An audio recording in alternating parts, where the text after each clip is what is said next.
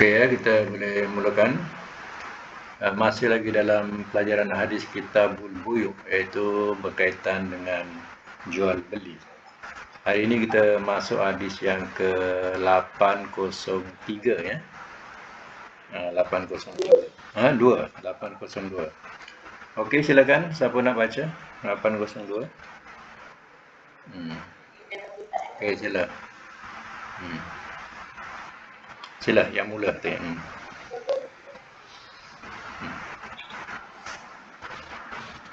Okey. Siapa yang cakap tadi? Nak mula. Okey. Okey.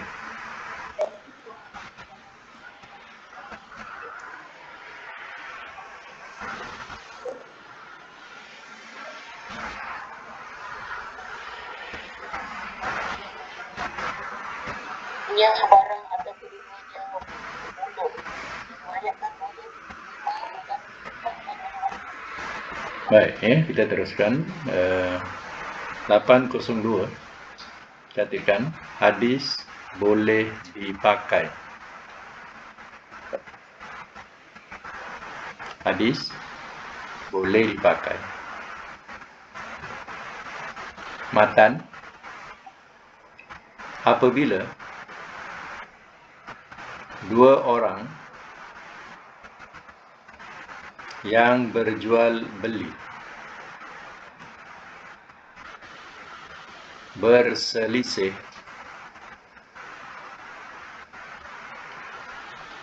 serta tidak ada bukti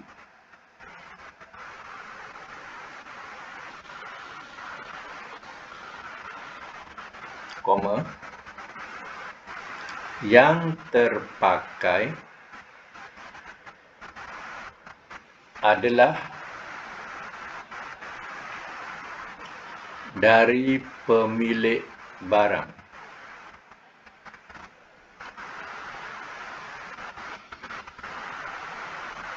Yang terpakai adalah dari pemilik barang. Hukum lil irsyad.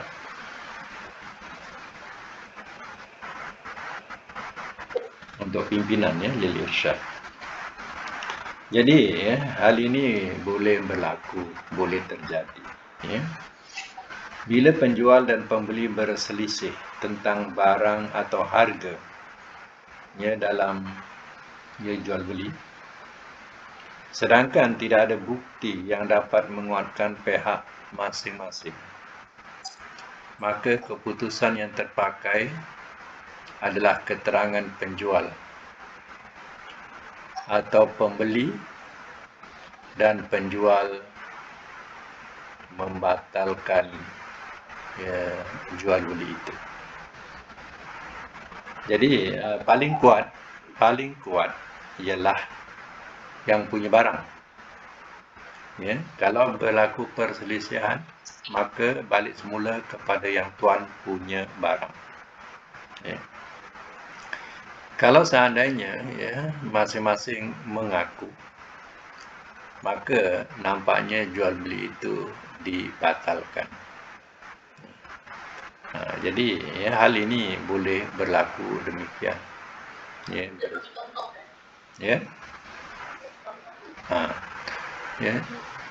Maknanya seseorang dia beli barang kepada si A contohnya, si B beli barang kepada si A. Kemudian dalam pertengkaran tadi berkaitan dengan harga dan harga itu contohnya dia dah bagi harga sebelumnya adalah harga yang murah, kemudian tiba-tiba harga itu mahal bila nak ambil barang tu. Jadi mereka pun berselisih. Dalam hal ini maka boleh dibatalkan jual beli itu ataupun balik kepada tuan punya barang. Jadi pembeli, kau tak nak beli, itu terserah, hak dia tak nak beli.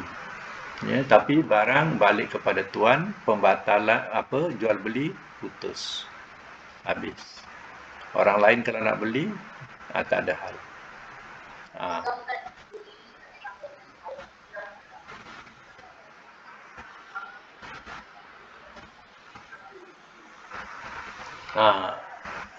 Jadi itu kena uh, apa?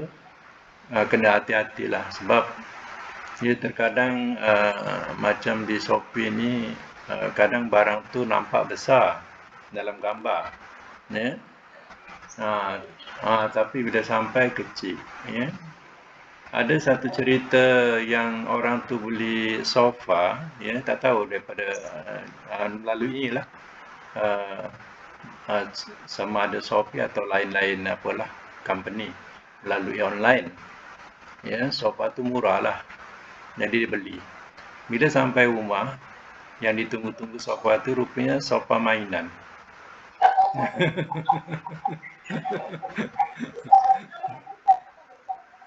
Itulah dikata, itu dia berharga murah. Sebab tu dia beli. Ya? Ha. Jadi sampai-sampai rupa sofa mainan. Ya? Oh, orang mengharaplah sangat nak pakai sofa baru. Ya? Dan kalau di Shopee ni kita perhatian kalau barang dia setengahnya yang betul dia bagi ukuran. Dan ukuran tu kita sendiri ukur dulu betul atau tidak ukuran yang kita nak. Jangan main pandang dan beli. Ya. Kalau bentuk-bentuk yang perlu besar mana kita nak, ya, jadi dia akan bagi ukuran kalau ada ukuran. Jadi kalau tak ada, kita main beli saja.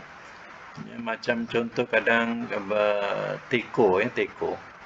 Ada setengahnya teko tu dia ada saiz A, B, C, adalah dia punya ukuran dia sekali. Dan ada setengahnya dia main gambar je. Bila datang, teko tu lebih kurang sebesar kepalan tapak tangannya. Ya? Dalam gambar bukan main besar. Ya? Itu ya, memang kena teliti lah. Ya? Teliti sikit. Ya? Supaya apa tidak tertipu.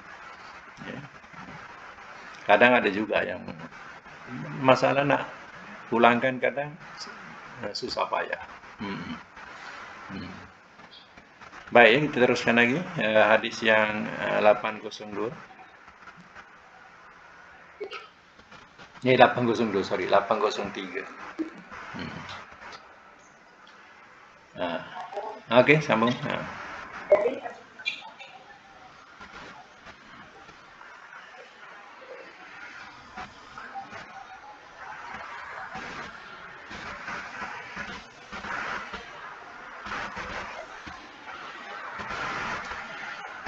Hasim tu makni apa pelacuran. Pelacuran ya. Baik ya, catatkan dulu 803. Hadis sah. Matan dilarang jual beli anjing.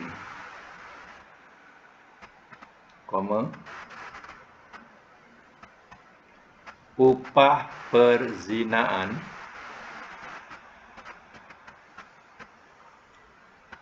dan upah tukang tenung.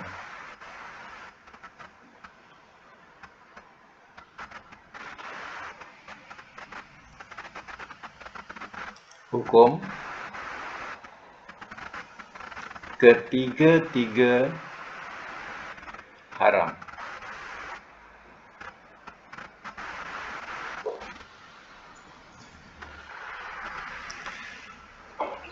Baik, ya. Jual beli anjing. Jual beli anjing, ya, tidak dibenarkan. Ya, tetapi ya, seandainya anjing itu anjing yang terlatih. Ya, anjing yang terlatih dan ya diperlukan oleh tuan yang nak, ya, maka dia kena bayar perkhidmatan yang telah dilakukan oleh tuan punya anjing. Ya, apalagi ya, penghantaran dan sebagainya. Jadi ya, hal itu boleh dia ambil. iaitu perkhidmatan. Dia mengajar anjing itu. Tapi dalam jual beli mengikut hadis inilah, hukumnya haram, tidak boleh. Begitu upah pelacuran, upah tukang tenung, semua tiga-tiga ini dikatakan sebagai hukum haram, menurut Islam.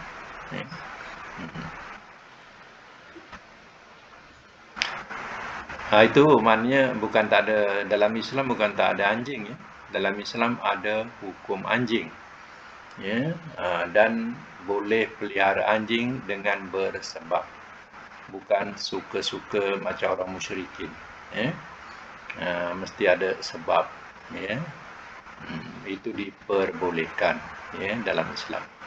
Sebab tu untuk buruan, untuk jaga kebun, jaga harta.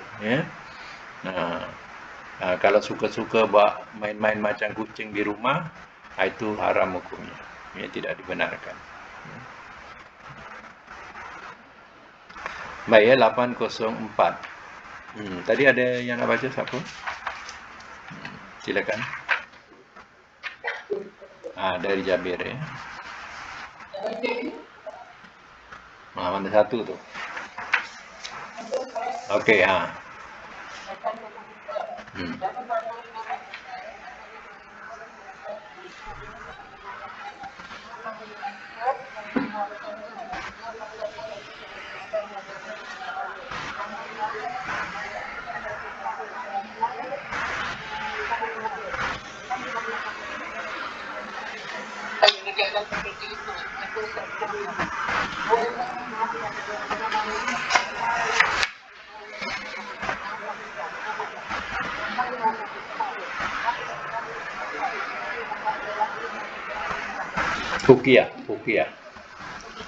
Fuqiyah.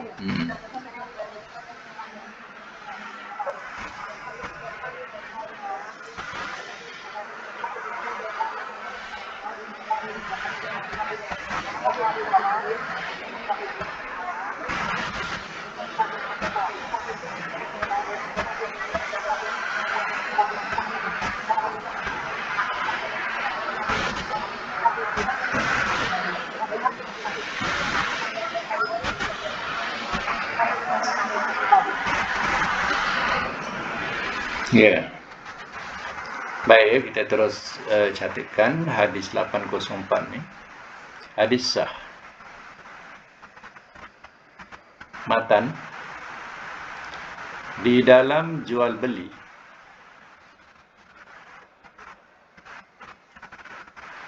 boleh mengadakan sesuatu syarat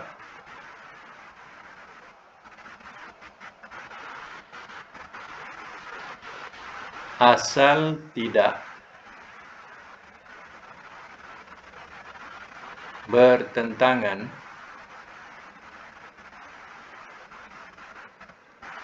dengan syariat Islam.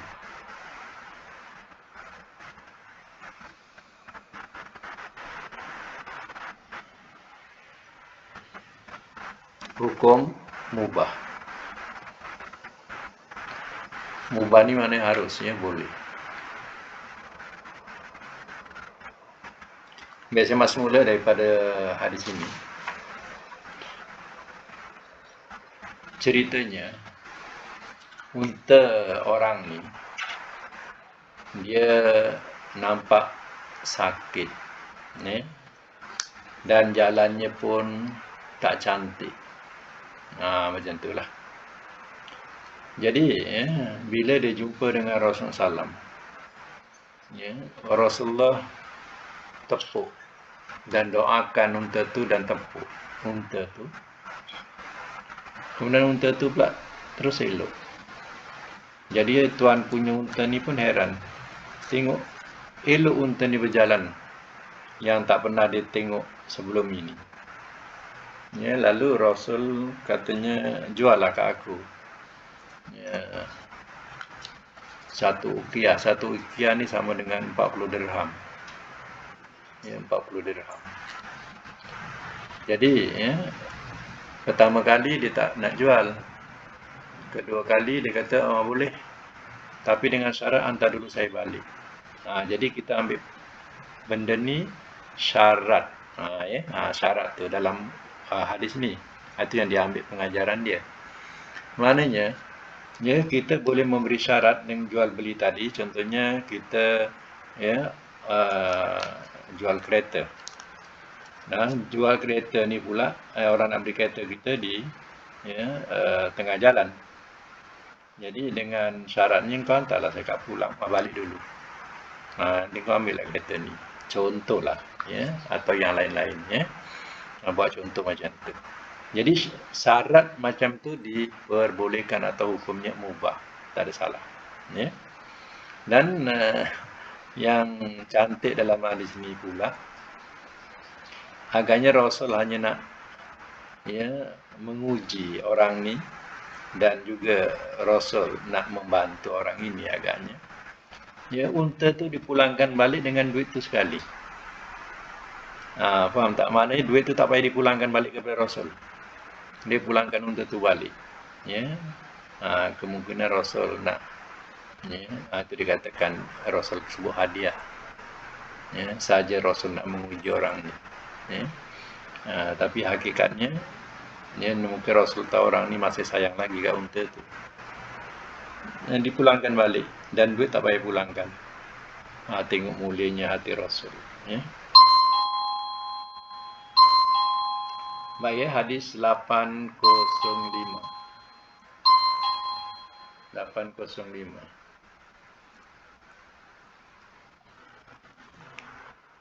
Siapa nak baca? 805, siapa nak baca?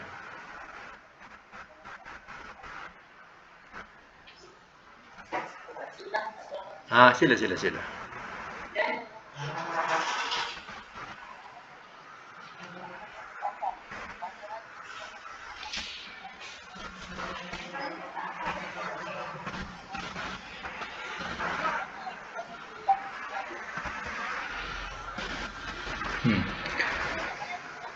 Tak ayat. Baca hadis saja. 805 ya. Okey. Hadis sah. Matan. Wasiat yang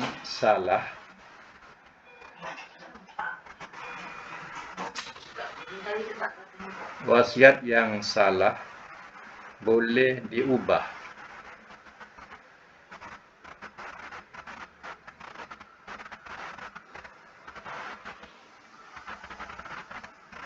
Hukum sebagai satu ketentuan.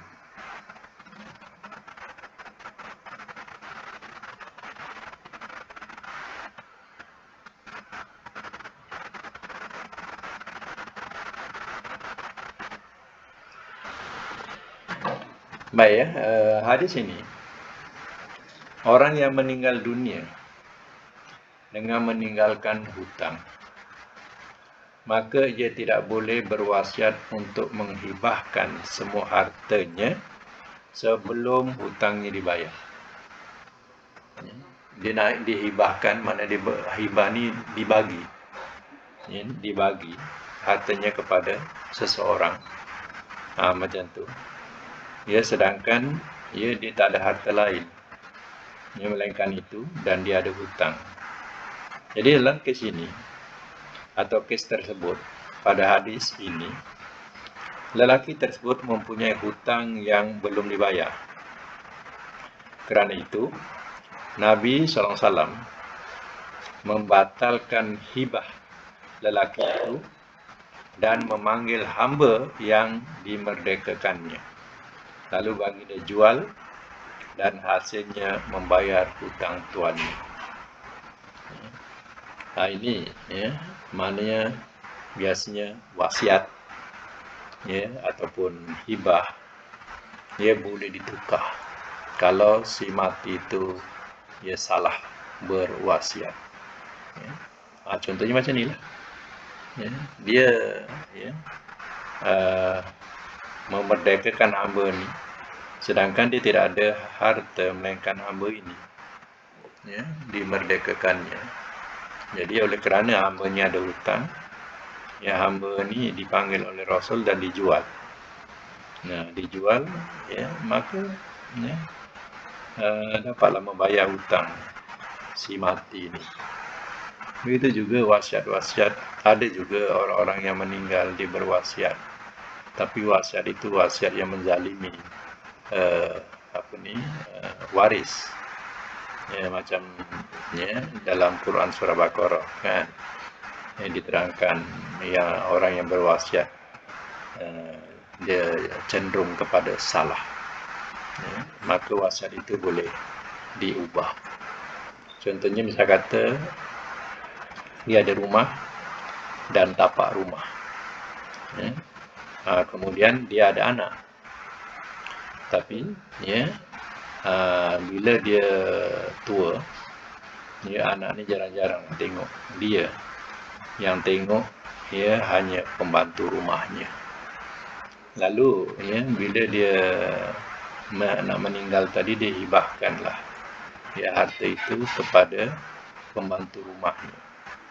Jadi bila ya, anak-anak orang tua ni meninggal, ya, si anak-anak ni ya, tidak dapat apa-apa daripada harta itu sebab dihibahkan kepada ya, pembantunya, sedangkan dia ada waris. Jadi ini namanya dia menzalimi waris. Hal macam ini mengikut Islam, ya, mengikut Islam boleh diubah. Maknanya hibah yang sebegini boleh diubah.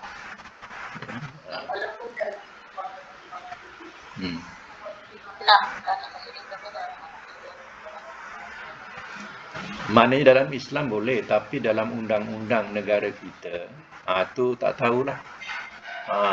Pasal kadang ya, macam kata orang tua ni dah letak nama kan, dah letak nama, memang sakit lah, dia dah letak nama. Tapi dalam Islam, maknanya dalam Islam ya, dia ada waris, ada hak, ya, sebab si mati ni salah berwasiat, dia menzalimi waris, ya.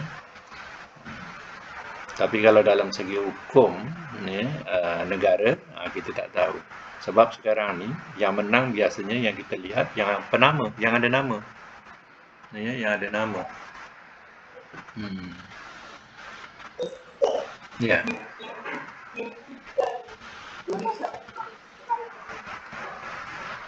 Hibah tu boleh 1/3, tapi habis dibagi semua. Memang tak boleh lah. Tapi si orang tua ni geram dengan anak-anak tak balik-balik. Sakit hati, tak nak jenguk dia. Ya. Ya. Itu ya, kadang macam tu kan terjadi. Ya. Ada satu kisah yang memang susah lah, memang sukar juga. Iaitu ini cerita benar lah, maknanya dia ada beradik ramai dan orang tua ni pun luas jugalah tanah dia, yang termasuk rumah dan ada tanah luas semua. Tapi ya, si kecil yang ni yang jaga dia, yang ada kat rumah dia, dan dia pun si kecil ni berkahwin dan duduk dengan orang tua ni lah. Jadi dengan bila orang tua ni meninggal, ya, maka adik-beradik ni berkumpul untuk mengira tentang pembagian harta ni lah. Bila ya, tengok-tengok pada geran sebagainya, semua sudah bertukar. Semua bertukar dengan apa, kepada anak yang ada dengan dia. Agaknya waktu dia sakit tu dibawa ke pejabat tanah dan sebab tukar nama. Tukar nama hanya pada dia saja. Ya. Jadi nampaknya sampai sekarang adik-beradik dia suka nak menuntut. Pasal penama tu dah ada penama pada siapa. Ya, si adik tu. Ya. Jadi semua atas nama adik tu lah. Ini pun satu masalah juga. Ya. Itu yang katakan penama ni biasa boleh menang. Itu susah dia. Ya. Kalau dulu orang hibah, orang cakap ya, kadang tak bertulis, kadang bertulis tak stamp, chop stamp tak ada, main tulis je, kan? Macam tu boleh diubah.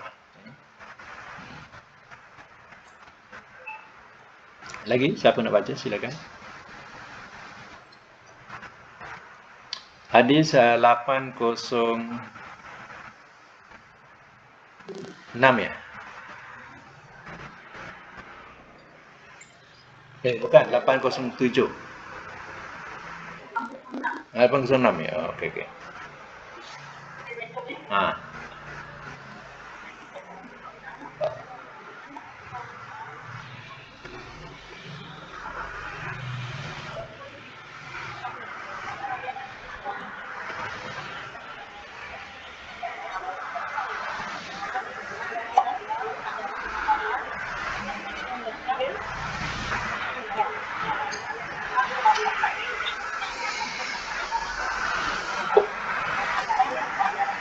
Ya.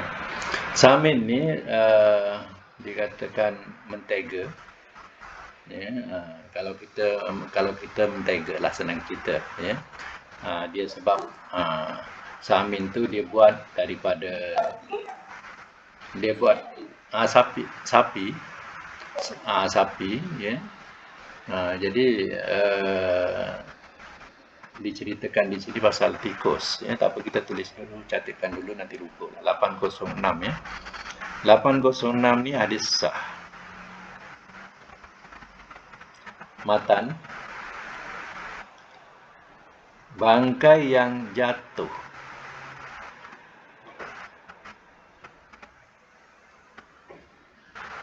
di atas makanan yang beku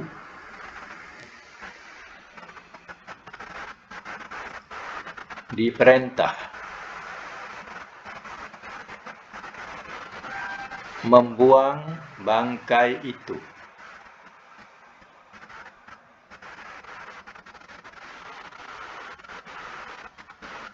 Dan yang melekat padanya.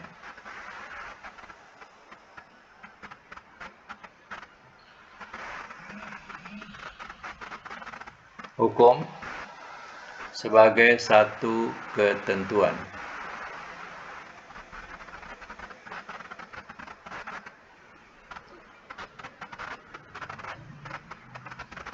Sebagai satu ketentuan. Baik, ya, saya mat semula. Baik, kita cerita ni, ya, cerita zaman susah, bukan zaman senang. Zaman senang ni, kalau masuk tikus, ya, dalam kita punya mentega, atau masuk cicak pun dalam mentega tu, dah rasa geli dah, ya, maka kita buang. Ini zaman senang, ya. Zaman susah, ya, dah tak ada pilihan. Macam mana nak makan, nak guna. Jadi, ya, kata Nabi, kalau benda tu beku, jenis yang beku, buang saja, ya, tikus tadi dan yang sekelilingnya, ya, yang lain boleh berguna. Ini cara cerita orang susah, ya. Jadi tak membazir, mana tidak, ya, membazir. Dan, ya, artinya tidak najis.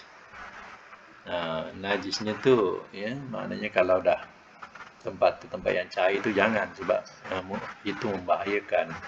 Ya, mungkin, ya, kita dulu tak pernah dengar kencing tikus, ya. Sekarang ni ada dengar penyakit kencing tikus boleh membawa maut, ya. Semua itulah yang menakutkan kita, ya. Baik, ya, jadi fahamlah, bukan hanya tikus, ya, mungkin cicak lah dan sebagainya. Ya, kalau seandainya ia masuk pada benda yang beku, buang. Ya, bagian itu saja. Ya. Ini cerita ya zaman susah atau orang susah. Ya, biasa kalau orang senang ni tak pandang lah. Ya, nampak macam tu dah geli dah nak makan, terus buang tong sampah. Macam tu. Ya. Baik, 807 kita sambung. Okey, siapa nak baca?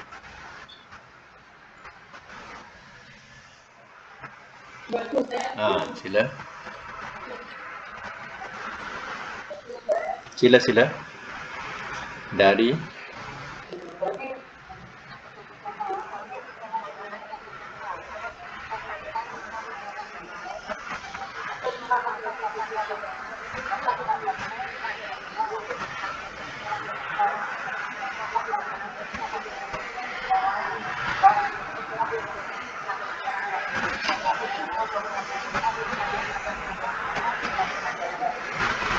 okey.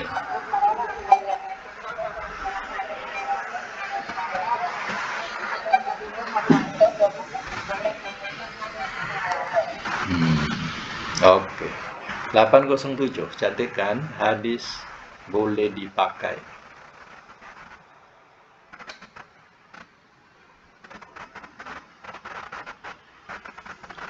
Matan dia nanti ya. Hadis boleh dipakai koma kerana sesuai dengan ketentuan yang lain. Matan bangkai apabila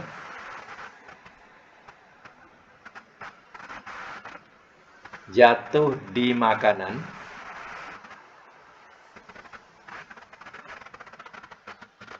atau minuman yang cair.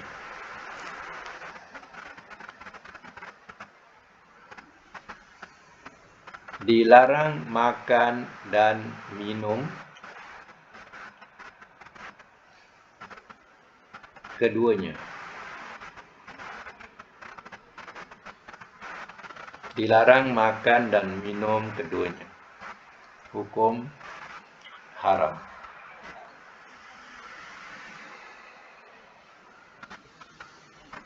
Jadi kalau kita tengok pada hadis ni, wa in kana ma'ian fala taqrabuha, dan jika dia cair, ya, maka jangan kamu hampiri akannya. Jadi artinya Nabi pun tahu akibatnya daripada bahayanya. Ya. Ni Nabi mengajar kesihatan kepada kita. Jadi Nabi kata jangan hampiri dia. Maknanya langsung tak boleh kita makan dan minum. Kalau bangkai yang jatuh tadi cair, apa ada ke dalam benda yang cair. Ya. Mana tikus mati itu dikira bangkai, disebut bangkai. Macam tu. Baik, 808 siapa nak baca silakan. Sambung pun boleh, yang baca tadi sambungkan. Dari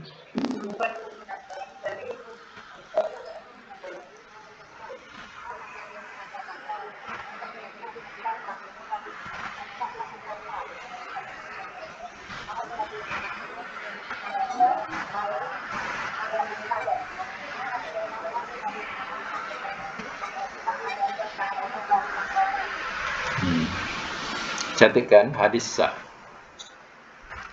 Matan penjelasannya, matan dia, penjelasannya lihat hadis 803.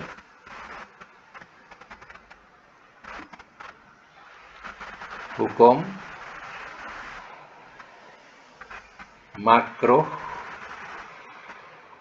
kecuali anjing buruan.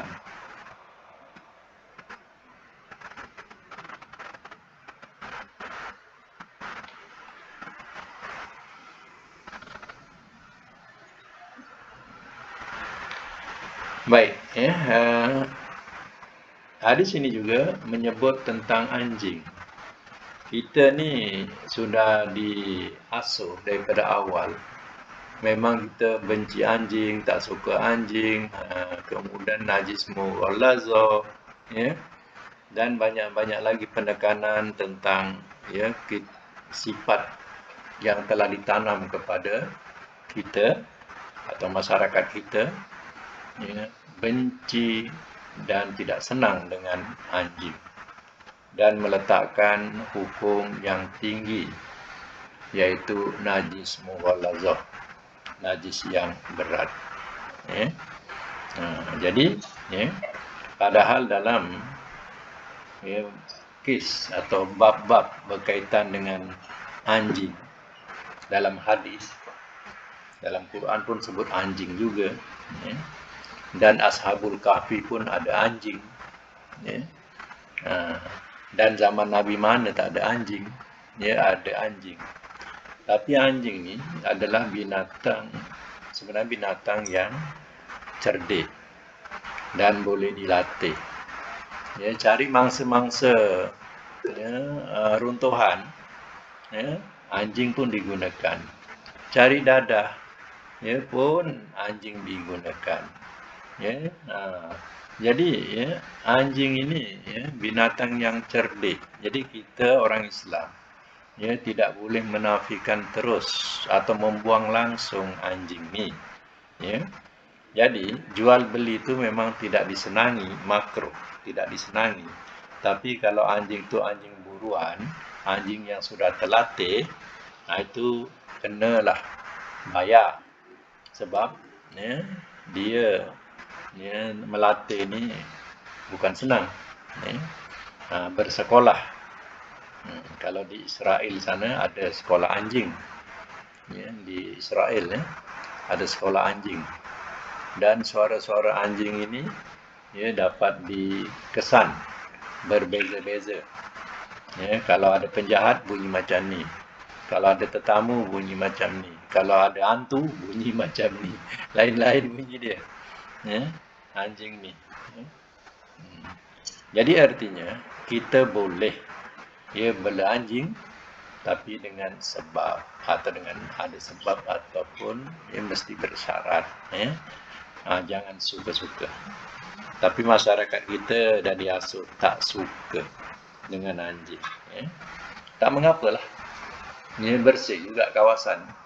Sebab kalau ada anjing ni, kita berjiran, kalau di kampung tak ada masalah. Ya, kalau kita berjiran ni ada ya anjing memang bermasalah lah dengan bau, ya najis dia, ya najis kucing pun, ya jiran dah tak senang, ya apalagi najis anjing, ya. Jadi eloklah, ya kalau kita jauhkan diri kita daripada memelihara anjing, ya sebab lebih rasanya lebih bersih keadaan sekitar kita. Ya. Kalau kita bela anjing ni, ya, ramai yang tidak menyenangi. Ya. Tapi kalau kita ada kebun, letak kat kebun, tak apalah.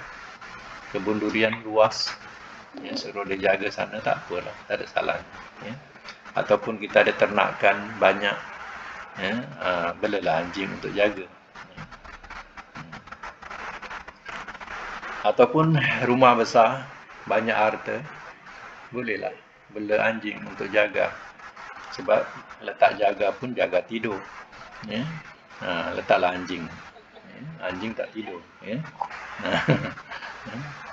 Okey, ya, kita teruskan 809. Ini panjang ya. Okey, baca makna dia. Okey, silakan.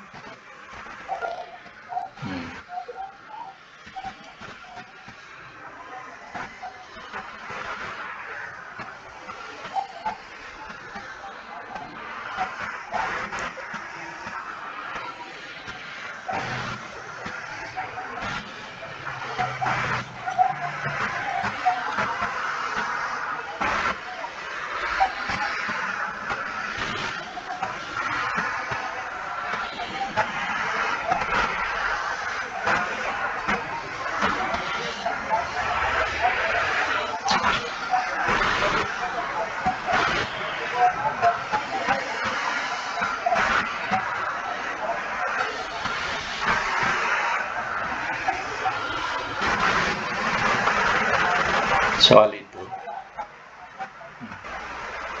Okey, lalu Aisyah menceritakan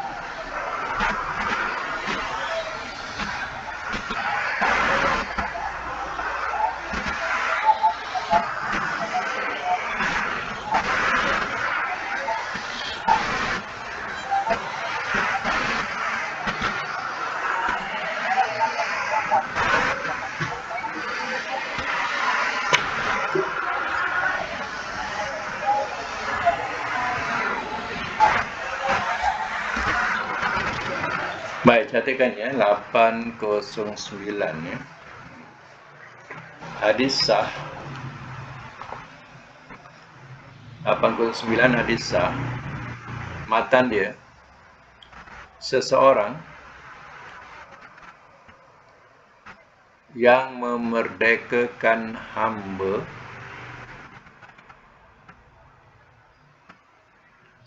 yang akan mendapat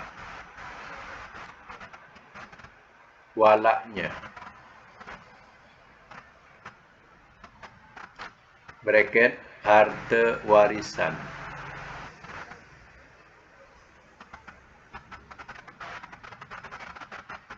nokta, sebagai asobah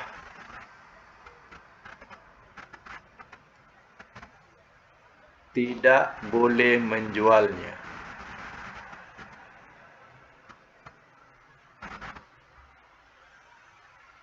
Hukum tidak sah penjualan ini.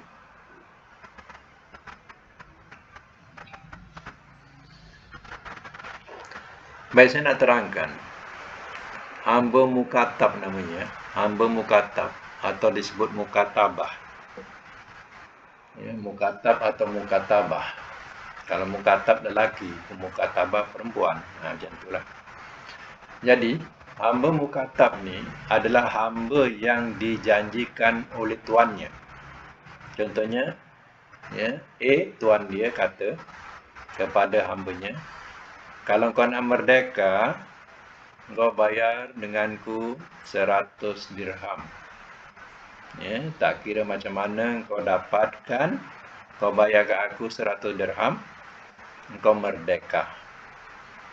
Jadi artinya, hamba ini sudah dapat satu lampu hijau daripada tuannya boleh merdeka dengan syarat bayar pada tuannya 100 dirham. Ini namanya hamba mukatabah atau mukatab.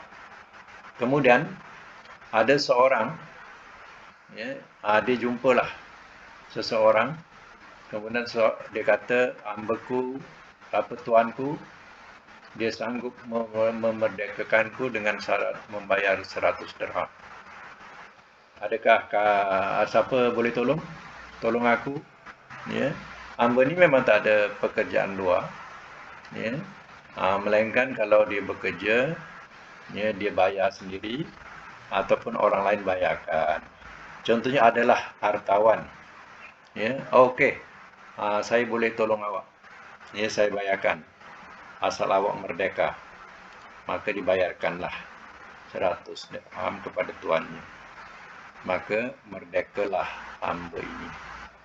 Ya, yang memerdekakan ni namanya wala.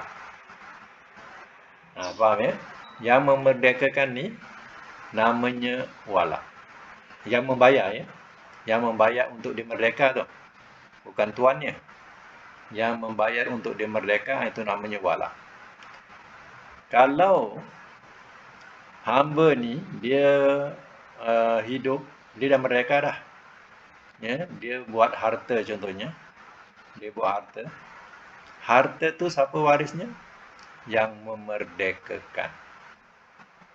Wala tu itulah warisnya. yang akan memiliki harta hamba yang merdeka ni. Faham ya? Hamba yang dijanjikan untuk merdeka namanya mukatab. Orang yang memerdekakan membayar untuk dia merdeka itu namanya walak, dan walak ni akan mewarisi harta hamba yang merdeka itu. Kalau dia contohnya dia hidup bekerja, dia buat harta, artinya yang mewarisi ialah walak. Faham ya?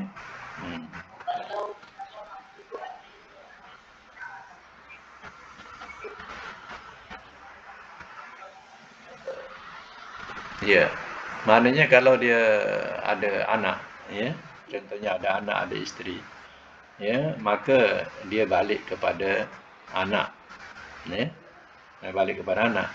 Tapi kalau dia sebatang kara, maka ya, yang memerdekakan itulah sebenar-benarnya yang mewarisi. Ya. Contohnya dia tidak ada teman hidup, ya, dia sebatang kara, ya, maka ya, orang yang memerdekakan inilah yang akan menguasai hartanya. Itu namanya walak. Tapi kita ni hanya belajar saja ya, sebenarnya hakikatnya kita tak tempuh pun hamba-hamba ni, ya. Kehidupan kita ni tak menempuh hamba-hamba, tapi kita kena belajar jugalah hukum sahaja yang berlaku.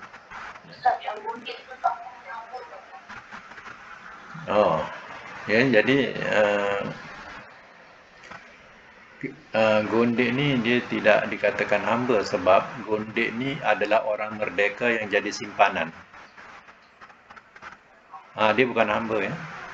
Hamba ni tuannya boleh gunakan dia. Mana hamba, kalau hamba tuan dapat daripada peperangan. Jadi hamba tu milik tuan dia. Tapi kalau gondek itu hanya kekasih simpanan. Dia tidak, dia orang merdeka. Dia bukan hamba.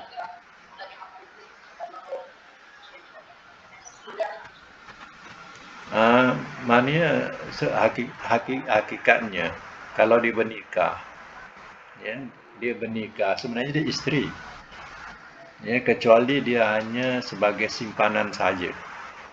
Dia tidak nikah, tapi dijadikan sebagai simpanan. Itu baru dikatakan gondek, ya. Tapi kalau yang bernikah sebenarnya hakikatnya dia isteri, ya, dia sah, ya. Tak ada salahnya. Tapi tak tahulah dulu raja-raja dulu kalau dia cerita, ya, dia banyak gondek-gondek dia, ya, yang sahih satu je isteri dia, yang lain itu disebut gondek. Tapi gondek itu ya sama ada dia bernikah atau hanya sebagai perempuan simpanan, ya. Hukum tetap haram lah, tetap berdosa, ya. Tapi ya, hanya kelebihannya dia bukan hamba, dia orang merdeka, ya. Okey, lagi. Satu lagi hadis, siapa nak baca? Okey, sila.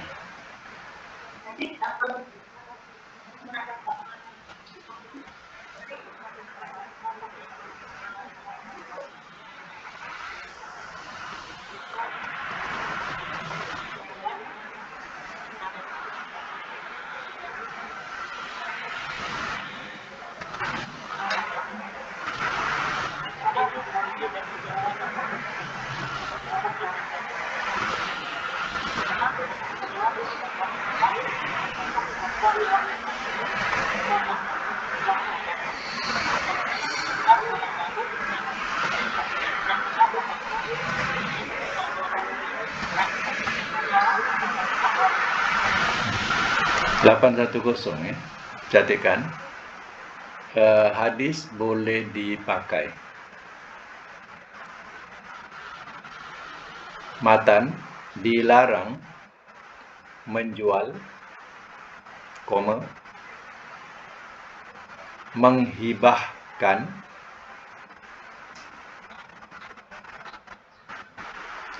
dan mewariskan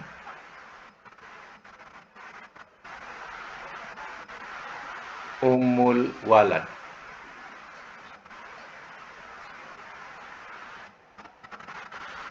Nokta, sambung lagi. Ummul walad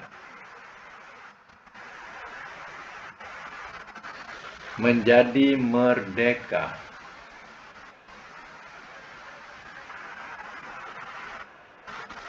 apabila tuannya mati.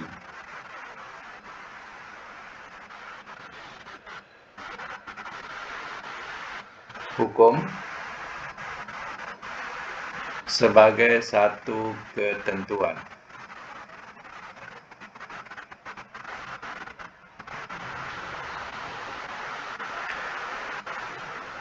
Baik, kita bahasakan begini. Ummu ibu, walad anak, ibu anak, kan?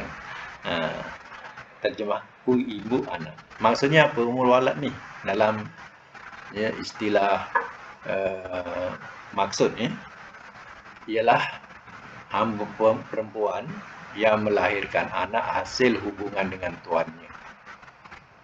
Jadi ummul walad ini dia mana si hamba ni dapat anak daripada hasil hubungannya dengan tuannya. Jadi ummul walad ini dia tidak boleh diwarisi. Maknanya contohnya kalau dia tuannya mati tadi diwarisi oleh orang lain pula, dia menjadi hamba lagi. Tak, tuannya mati, dia merdeka. Tapi anaknya, anak yang daripada hamba ni, anaknya merdeka yang bukan hamba. Anak dia merdeka, maknya masih hamba lagi. Kecuali tuan punya hamba ni memerdekakan ibunya, baru ibunya merdeka. Kalau tak, ibunya tetap hamba. Anak yang dilahirkan tu merdeka. Itu yang dikatakan bila bila ibu melahirkan tuannya, kan, dalam satu hadis mengenai tentang kiamat. Bila ibu melahirkan tuannya. Apa maksudnya? Ibunya hamba, anak tuan, anak tu boleh memerintah ibunya sesuka hati, jadi kuli. Itu tanda-tanda kiamat. Kalau tak kiamat besar, kiamat diri lah. Makna kiamat diri, menjadikan ibu sebagai hamba. Apalagi kalau merdeka, ibu yang merdeka, tapi si anak-anak jadikan ibunya sebagai hamba abdi. Itu lagi teruklah. Itulah tanda-tanda hari kiamat yang diterangkan oleh Nabi. Alhamdulillah, sekadar itu untuk hari ini. Mudah-mudahan kita dapat manfaat bersama daripada kuliah hari ini. Kita sudahi dengan doa. Sadaqallahul azim wa sadaqa rasulul karim wa nahnu ala